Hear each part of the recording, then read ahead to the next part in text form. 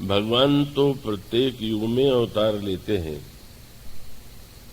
पर अन्य किसी अवतार में किसी ऐसे आदर्श राज्य की स्थापना का वर्णन नहीं मिलता जैसा राम राज्य के संदर्भ में आपके सामने आता है। क्या भगवान प्रत्येक युग में वही परिस्थिति, वही वातावरण नहीं बना सकते? और इसका उत्तर यही है कि वस्तुतः केवल भगवान के द्वारा व्यक्ति और समाज में परिवर्तन होता नहीं। यदि परिवर्तन होता तो हमारे शास्त्र कहते हैं, संत कहते हैं कि ईश्वर प्रत्येक व्यक्ति के हृदय में निवास करता है। तो हृदय में निवास करता है, पर जीव की दशा क्या है? वो स्वामी जी यही तो कहते हैं कि अस प्रभु हृदय अछत अविकारी, सकल जीव जगदीन दुखारी। भले ही हमने शास्त्रों से में पढ़ा हो, संतों से सुना हो कि हृदय में ईश्वर निवास करता है, पर जीव तो दीन है, दुखी है, और उसके हृदय में पापों का भी निवास, काम क्रोध लोभ अहंकार है। और सत्य तो यह है कि ये दुर्गुण जो है वो सक्रिय है। अगर वो ब्रह्म है और है ही, तो निश्चित रूप से निष्क्रिय है। उसकी भूमिका वैसी नहीं है जैसी साधारणतया व्यक्ति के हृदय में या लोगों की मान्यता में प्रचलित है। अब हम कहेंगे तो यही कहेंगे कि ईश्वर सब देख रहा है, सब सुन रहा है, और वो व्यक्ति के कर्मों का परिणाम देता है। पर ये तो एक प्रचलित धारणा है। वस्तुतः ईश्वर के इस विश्व में का जैसा घटित होता है उसे देख करके तो यह सत्य नहीं लगता है, सत्य प्रतीत नहीं होता है। ईश्वर यदि अन्याय में यूं कह लीजिए कि संसार में अगर कोई अपराध कर रहा हो तो चेष्टा यही की जाती है कि अपराधी को पकड़ने की चेष्टा की जाए। असमर्थ है तो व्यक्ति देखता है लेकिन कुछ कर नहीं पाता।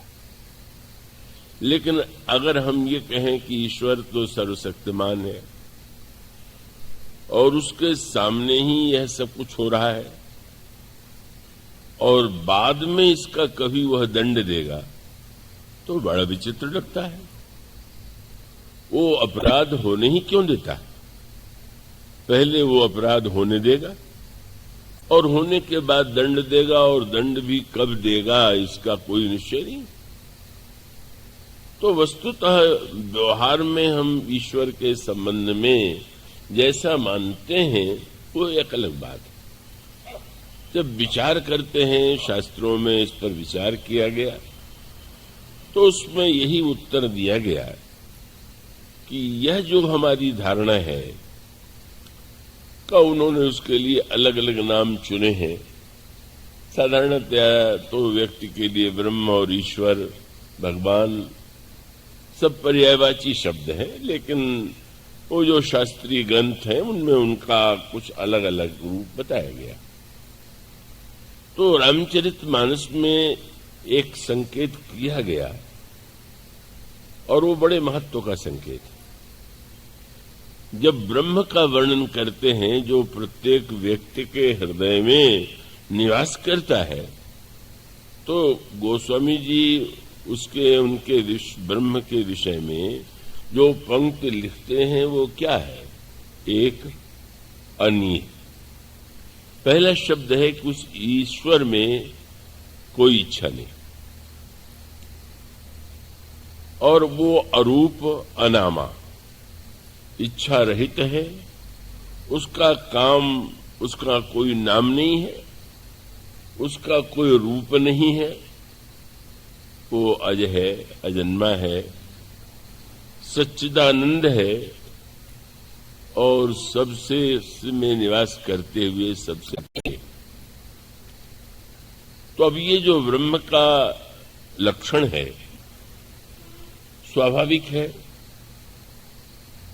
कि इच्छा के अभाव में तो व्यक्ति सक्रिय होता नहीं। जब आप कुछ करने के लिए प्रस्तुत होते हैं, करते हैं, तो करने के पहले आप में कोई इच्छा होगी और फिर ये आप निर्णय करेंगे कि इस इच्छा की पूर्ति के लिए हमें यह करना है। तो जब ब्रह्म में इच्छा ही नहीं है तो फिर करने का तो कोई प्रश्न ही नहीं है। और तब उसको एक दृष्टांत के द्वारा समझाने की चेष्टा की गई।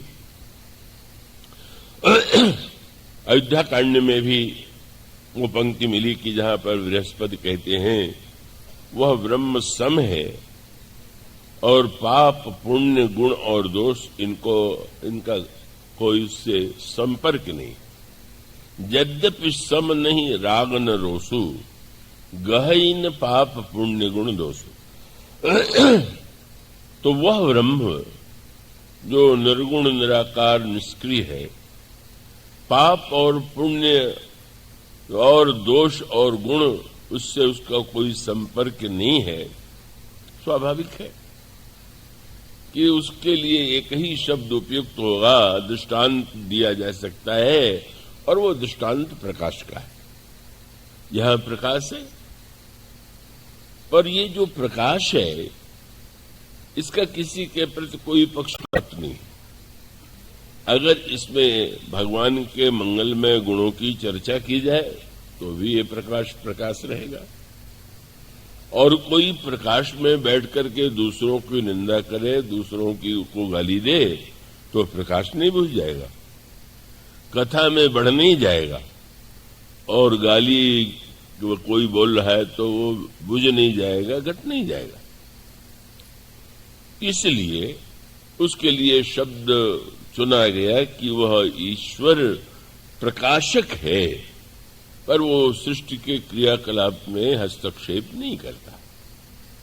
सब कर परम प्रकाशक जोई, राम अनादि अवध पति सोई। तब दो सूत्र हैं। मैं आशा करता हूं कि आप बड़े प्रबुद्ध श्रोता हैं और पूरे एकाग्रता से सुन रहे होंगे कि यह पढ़ने के बाद तो व्यक्ति को ये लग सकता है कि फिर जब वो पाप और पुण्य दोनों में या गुण और दोष का उसमें कोई संपर्क है ही नहीं, तो हम पाप करें तो क्या अंतर पड़ता है? हमारे जीवन में दोष है तो क्या अंतर पड़ता है? पर उसका समाधान कर्मशास्त्र दूसरे रूप में देता है।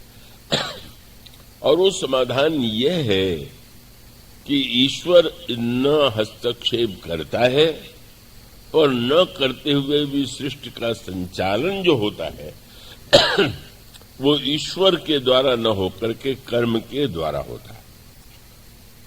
जैसे यूं कह लें, व्यवहारिक दृष्टांत ही दिए जा सकते हैं, कोई दृष्टांत पूरी तरह सही नहीं होता कि आजकल जो घड़ियां होती हैं ऑटोमेटिक, कुछ घड़ियां ऐसी पहले थी कि जिनमें चाबी भरी जाती थी और चलती थी। आजकल ऐसी वैज्ञानिक प्रवृत्ति हो गई है कि वो घड़ी चल रही, तो वो जो चल रही है उसमें कोई व्यक्ति जो है बैठ करके चला नहीं रहा है, का उसका निर्माण ऐसा हुआ है कि वो स्वाभाविक रूप से चलती। इसी प्रकार से यह जो सृष्टि है इसको चलाता कौन है? बोले कर्म, और वो उसका रूप यही है। आपको वह पंक्ति भी रामायण में मिलेगी कि कर्म प्रधान विश्व करि राखा, जो जस करई सो तस फल चाखा। व्यक्ति कर्म के द्वारा ये सृष्टि चल रही है और जो जैसा फल अच्छा या बुरा पा रहा है उसके कर्मों का परिणाम। पर उसकी व्याख्या में जटिलता भी है कि अब ये कर्म का जो फल है कब मिलेगा, कैसे मिलेगा, इस तरह से बहुत से तर्क वितर्क हैं। तो एक और वेदांत का ब्रह्म जो निर्गुण निष्क्रिय निराकार है, अनीय है, और दूसरी ओर कर्म शास्त्र का ईश्वर जो वो स्वयं हस्तक्षेप नहीं करता है, कर्म के द्वारा सृष्टि चल रही है।